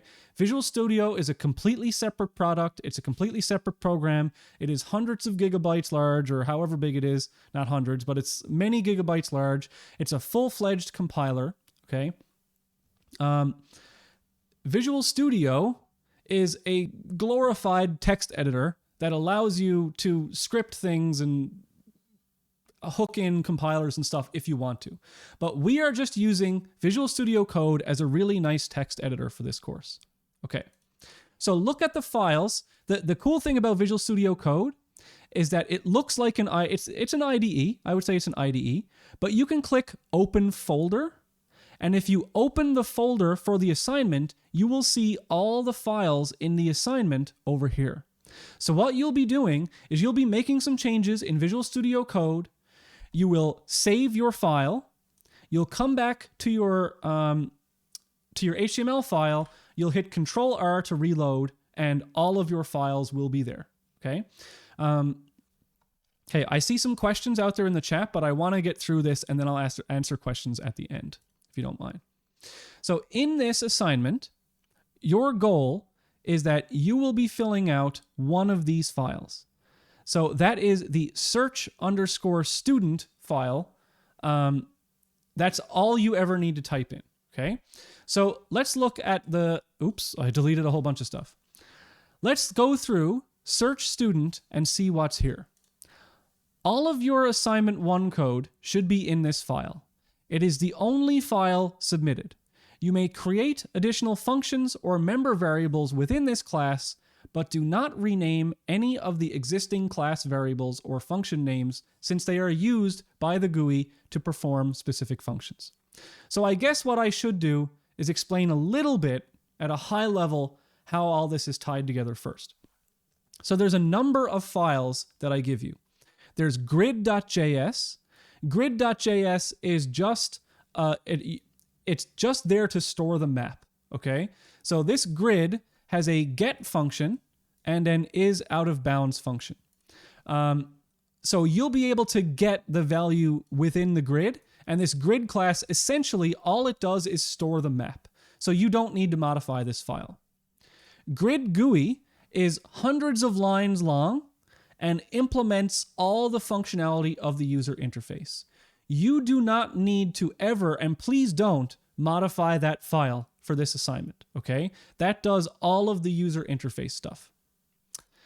GUI.js is a bunch of helper functions that let me construct the GUI in a simpler way.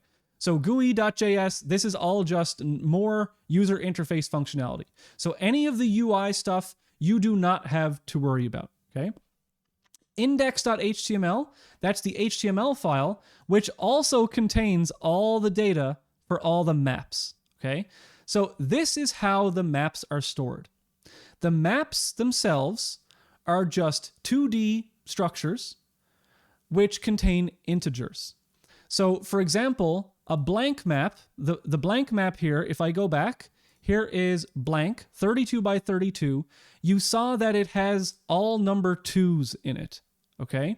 So the blank map is all number 2s. The L-shaped map is all number 2s with some zeros in it. So if I go back to the L-shaped map, it's all 2s with some zeros in it. And it turns out all I'm doing in my user interface is if something is a 0, it's gray when I draw it. If it's 1, it's green. And if it's 2, it's blue. That's it. There's no physics of walls. There's no physics of water or grass. I just thought that that was a cool way to draw things, okay? So the grid is just storing integers. And in this assignment, going up, down, left, or right, you are only able to legally go in that direction if the grid is the same value at the destination as it is where you came from. So you're only able to move within the same color, but I'll get back to that. So that's how grids are stored. So this grid.js class just has a constructor. It takes in the text from the map, and you can say get xy and is_out_of_bounds xy. So at some point in your assignment, you're going to be generating actions and checking to see if that action is legal. And that is_out_of_bounds function is there for you to say, okay, if I'm up here and down here at the very bottom, I've included the mouse location. So the X location increases from left to right, and the Y location increases top to bottom. Okay, so right here where my mouse is, you can see that that's at position 434. And so if I say grid.get 4,34, that will return the integer 2. All right? If I wanted to know if I can move from position 1033 to position 1133, well, I would have to get the value of the grid at 1033, check to see if the value is the same at 1133, and they won't be the same, and therefore that action is not legal. Okay, so that's the action legality for this assignment. And for this assignment, it's only 4 directions. Assignment 2, we start to move into 8 directions. Then you are not getting the search solution file. That is not included in your zip file because that's the unobfuscated solution code. What you will get is this obfuscated solution code. Okay, so I talked about this before. Please trust me when I say not to try and deobfuscate this. There are tools out there that will deobfuscate it, but they will do it poorly, and you literally only have to write 10 lines of code for this assignment, between 10 and 20. Deobfuscating this will be much more difficult than just doing the assignment. I have had people, so I know all of the online JavaScript deobfuscators, okay? Someone asked, why is this file provided? The reason this file is provided is so that the solution code, like, you can play with it and see what your code should look like if it works. And also when you go to run the tests, okay, there has to be something there to calculate the real answer. And so the solution has to be provided in order for you to be able to run the tests and play around with a working solution to see what yours should look like. So I'm not going to give you the code, I'm going to give you the obfuscated code. There have been students in the past who have tried to deobfuscate it and handed in the deobfuscated code, but the deobfuscated code looks terrible. And just don't do it, because you'll get a 0 in the course, and I'll do whatever I can to get to, like, anyway, I already talked about that stuff. So you'll get this file as well. Don't even bother opening it. It's there for your benefit, not for your hindrance. However, this is the file where you will be spending all your time. The grid_student file. All of your code will be there, and this will be the only file that you end up handing in. Now, the way that this user interface works, and this is pretty much all you need to know about the user interface, is that this user interface behind the scenes is drawing 60 times per second, okay? So 60 times per second, this is calling your algorithm for the next thing that it should happen. So if we go back to the BFS code, all right, this is a very important part of this assignment. In your assignment, you are only going to implement this part of the code, because my user interface is giving you the while loop, all right? So you're going to make a function that's going to start the search, and that function is going to set up the closed list and set up the open list. And then my user interface, 60 times per second, is going to call your search iteration function. The search iteration function is going to contain this. So you will not have this whole thing in your search iteration function. Again, you do not have everything in your search iteration function. When your function is called, you are going to be doing one iteration of this in your code. And the reason for that is so we can do this thing where we do this like single step. So single step means that you are doing one iteration of the search every time this is calculated, okay? If you choose instant path, then I provide the while loop for you until your search is completed. If you do animated search, then I'm calling it 60 times per second. If you do single step, then it's calling it one iteration at a time. So in this file, you will be implementing a few functions. One of them is the search iteration function, and I'll get into that in a minute. So how do I increase the size of this here? Is it Control plus? Yes, it is. Okay, perfect. That should be big enough for most people to read, I think. So let's have a look at this class. This class has a constructor. So classes in JavaScript are very similar to classes in C++, classes in Java. So you shouldn't have a problem with this, but you should have encountered some object-oriented programming before. So this is class search student. This is the class that's called by the user interface. The constructor to this is going to contain two variables as input. One is the grid. So this is the actual grid of the map that you're going to be calling for values. And it's also the configuration, okay? So the configuration of the search includes an array of legal actions, and those actions are going to be X, Y, and I'll talk about that in a second. It's going to be the action costs, and it's going to be the configuration whether you're doing BFS or DFS. So let me go back to the slides for a second and show you what I mean by that. So for assignment 1, you are given a grid that looks like this, okay? That grid is representing X, Y states in your environment. So the very top left of your grid is going to be 0, 0. X increases as you move from left to right. So if you go from left to right, 0 becomes 1, but Y hasn't increased, so it's still 0. This is 2, 0. As you go down, the Y value increases. So these are the X, Y states inside the assignment. I've just zoomed in here so you get a better view of it. For your legal actions for the assignment, object must be within the map bounds, okay? So you can't have an object which goes greater in X or Y than the bounds of the environment, and it can't go less than 0, okay? The object can move in 4 directions, up, down, left, or right.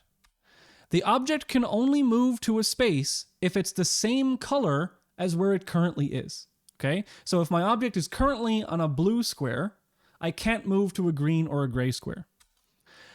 An object cannot move off of the map. So if I guess this is the same as number 1. If you're currently within the map, you can't move off of the map.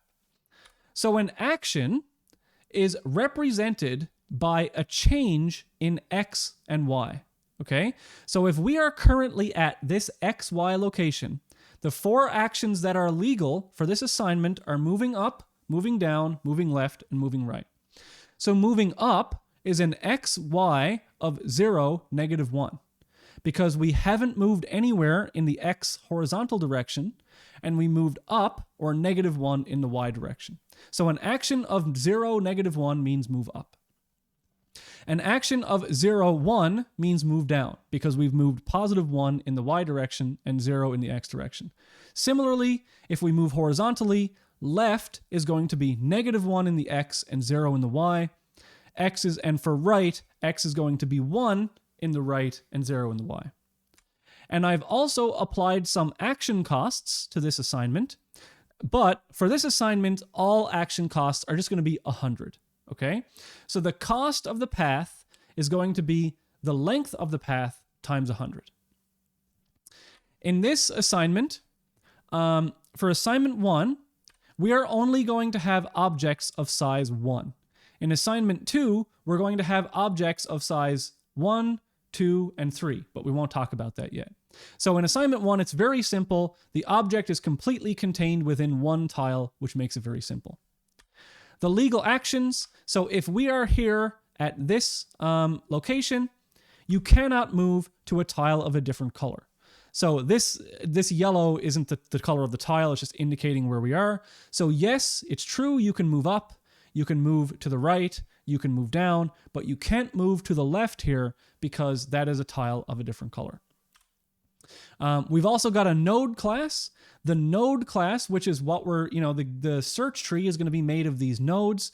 The node is going to have a constructor. So the node is going to have an X and Y that is representing the state of the environment that we're at. It's also going to contain the action that created this node, and it's also going to contain the parent of this node. So the parent node that created this node.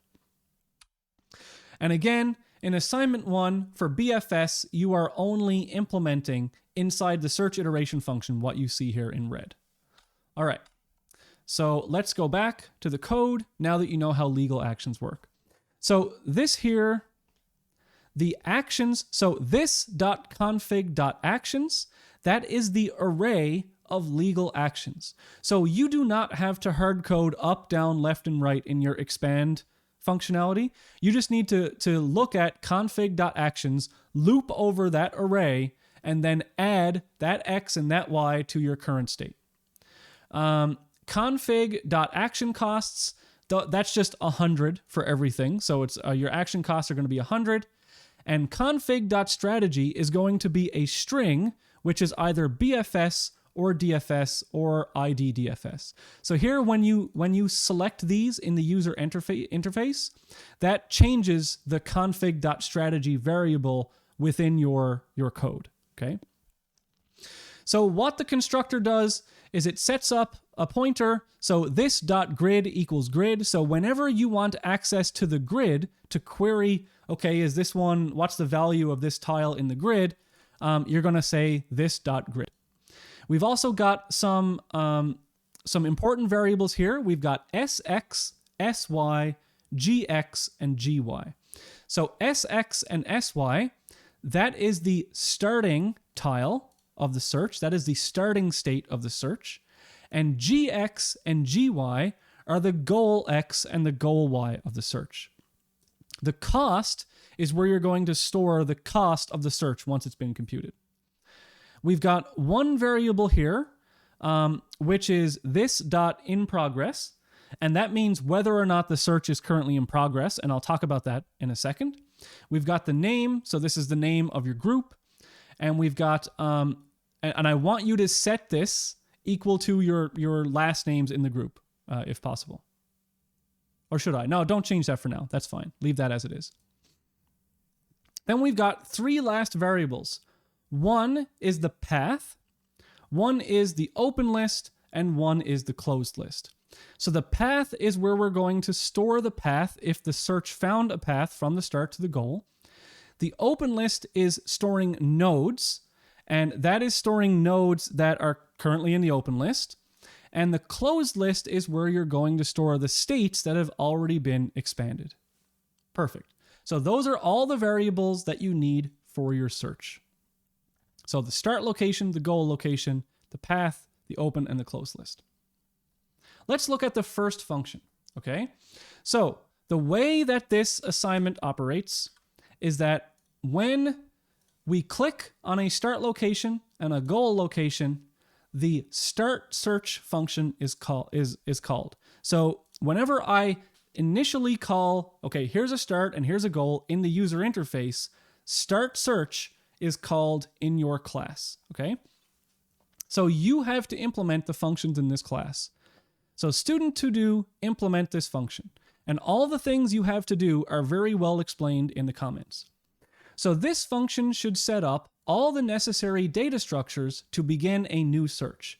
This includes, but is not limited to, setting the start and goal locations, resetting the open and closed list, and resetting the path. I have provided a starting point for you, but it is not complete. So the arguments here the arguments SX, SY, GX, GY. SX and SY are both integers, and that is the X and Y position of the starting state from the user interface. Also, you're going to get GX and GY, and that is the XY position of the goal state from the user interface. So it doesn't return anything, you're just setting up some values. So I've provided you a starting point for this already. So you have to say, okay, when we start the search is in progress. We haven't found the goal yet. You're going to set this.sx, sy, gx, and gy equal to the input parameters that I've given you. You're going to reset the path to an empty path because this is a new search. And then this is just some debugging here, you can remove this if you want to. Everything else that's necessary to start a new search, you have to put in here, okay? So you're going to reset the open and the closed lists, and you're going to create the root node and then add it into the open list.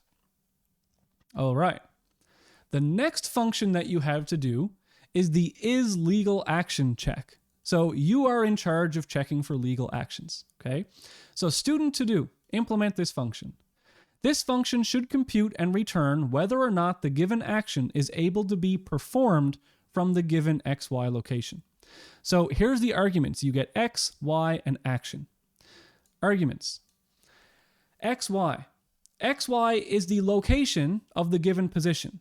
So is this action legal from the given XY location? The action is two integers. The action to be performed, representing the XY movement from this position.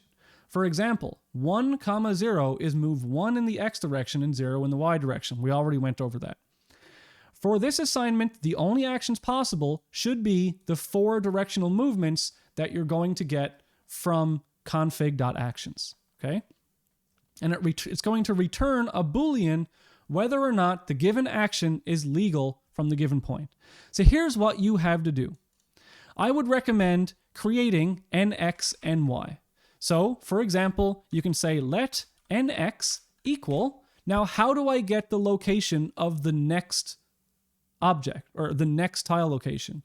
Well, that is just going to be my current x location plus action 0, which is the x location of the action. Similarly, let ny equal y plus action 1. All right? So that's the next location x and the next location y. Then what you can do is you have to implement, okay, if that next location is actually out of bounds of the map, then return false, because it's not legal to go outside. So let me do just a little bit of your assignment for you. I'm going to say if this.grid.isOOB, right, nx, ny, return false. There you go. That's all you have to do for that, but just type it correctly. And then the last thing you have to do is you have to say if this.grid.get xy is not the same as this.grid.get nx, oops, this is supposed to be ny, excuse my typo, return false. So that's the third part of action legality. Is essentially is the color of the map the same at the current xy location as it is at the next xy location. So that's going to be what your algorithm depends on in order to generate the children of this. Next is the search iteration function. Okay, so this is where you're going to be spending most of your time, right? There's a lot of explanation here, but it really is quite simple. It's complex, but not complicated, right? And this is how assignment 2 and 3 and 4 are going to work as well, right? So I know there's a lot to learn and a lot to get through for the first assignment, but because of that, the actual code that you have to write isn't so bad. So this is the search iteration function. It takes no parameters and it returns no values. So what do you have to do for this function? Well, this function performs one iteration of the search, which is equivalent to everything inside the while true part of the algorithm pseudocode in the class notes. So that is this, okay? Everything inside the while true has to go inside here. The only difference being that when a path is found, we are going to set the internal path variable rather than just return it from the function. When expanding the current node, you must use the this.isLegalAction function above. Okay, so you look through the legal actions to generate the children. If the search has been completed, so either a path is found or the list is empty, then this function should do nothing until the start search function has been called again. This function should correctly set the this.inProgress variable to false once the search has been completed, which is required for the user interface to function correctly. So all that says is once you've found a solution or you've found that there is no solution, you have to set that variable. This function should perform one iteration of breadth first search if this.config.strategy is equal to BFS, or one iteration of depth first search if this.config.strategy is equal to DFS. There should only be a few lines of code of difference between the algorithms. Here is a huge hint for this assignment. You can use a JavaScript array to represent a queue or a stack. So array.pushE pushes an element onto the end of the array. If you want to simulate a stack, you can use array.pop to remove the last element of the array. If you want to simulate a queue, you can use array.shift to return and remove the first element of the array. So if you're doing BFS, you can use array.shift because it's a queue. If you're doing DFS, it's array.pop because it's a stack. And that is literally the only line of difference between depth first search and breadth first search in this assignment. And if you want to, in order to optimize or speed things up, you can implement your own custom data structures if you want. So I've got some code in here. So for example, For simple demonstration, compute an L-shaped path to the goal.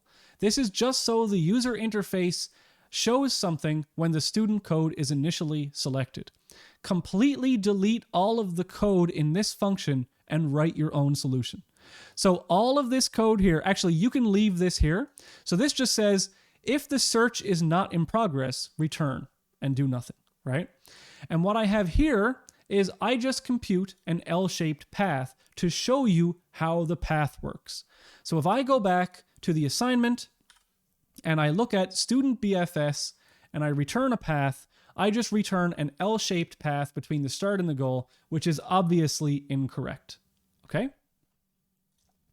So the way that I implement it is here, and all I'm doing is finding the actions that I would have to do from the start to the goal and pushing those actions as XY actions into the path, okay? What you have to do is the following. So I've already included this for you. If you're doing BFS, implement your BFS code here. So right here where I have this code highlighted is where you would insert this code right here. So you take that, you translate it to JavaScript, you use the variables that I've set up for you, and you're finished assignment 1. That is all you have to do, okay? Well, there's a little bit more that I'll show you. If it's DFS, you do it here. If it's ID DFS, you do it there. If you found a solution, you are setting this.path. If you, and then the this.cost is equal to the path length times 100, okay? Because all of our actions are cost 100. And then if we found a path, we are going to set this.inProgress equal to false. And what that does is next time it's not going to do anything until we call start search again, where this.inProgress is set to true. Now you might say, oh my God, Dave, why did you do it this way? It's so convoluted. Why couldn't we just write the while loop? Well, the reason is because if you just write the while loop, it would be very difficult to debug your program. For debugging your program, what you can do is come in here, go to single step, click here, and step through your algorithm to see how it's working, okay? And that is only possible by separating things out of that while loop. So while initially it may seem like a bit of a hassle to implement the start search function and implement the search iteration function, it really does help you in the long run. Please trust me on that. So there's just 2 more functions that you have to implement, okay? And that is the open list and the closed list return. So in the user interface, you can see here that I'm drawing some tiles in red and I'm drawing some tiles in yellow. And the way I can do that is that in your algorithm, you're going to implement a function which returns for me the contents of the closed list and the contents of the states in the open list. So get open.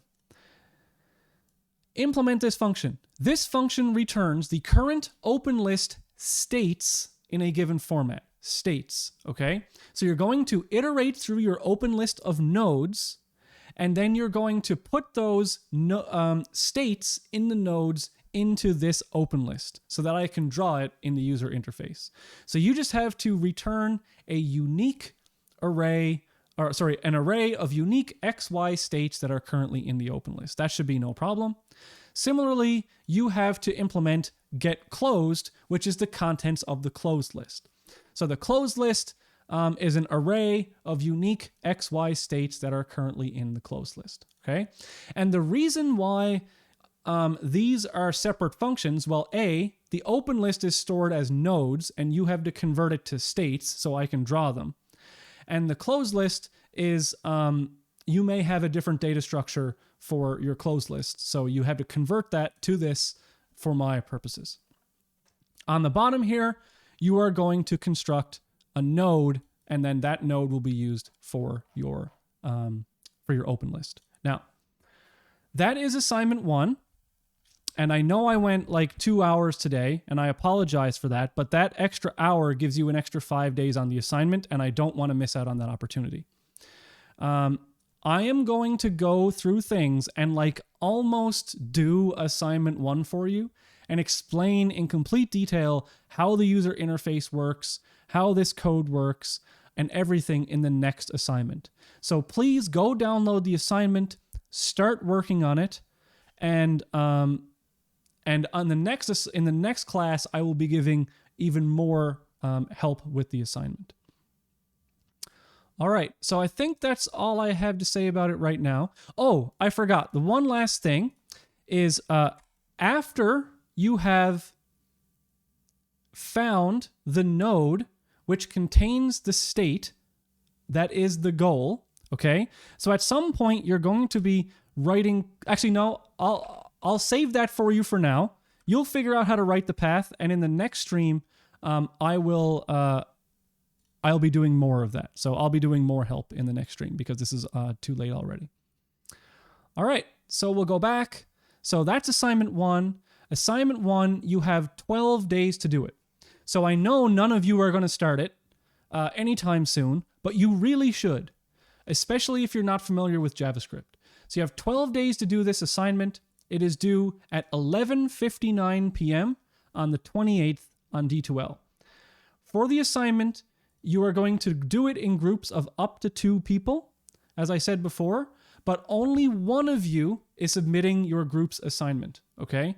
Only one of you submits the assignment, and up at the top of the assignment, you have a place to put the group names. So authors, you are going to replace this with your names, and then on D2L, you are only submitting that part. Oh, let me go over the marking scheme. Actually, I'll go over the marking scheme in the next lecture, because like I said, this is already going late, and we have a whole lecture devoted to that. Okay, great. I saw a few questions in the chat that weren't super relevant, so I won't answer them right now, but I will answer them in the next lecture when we have a bit more time.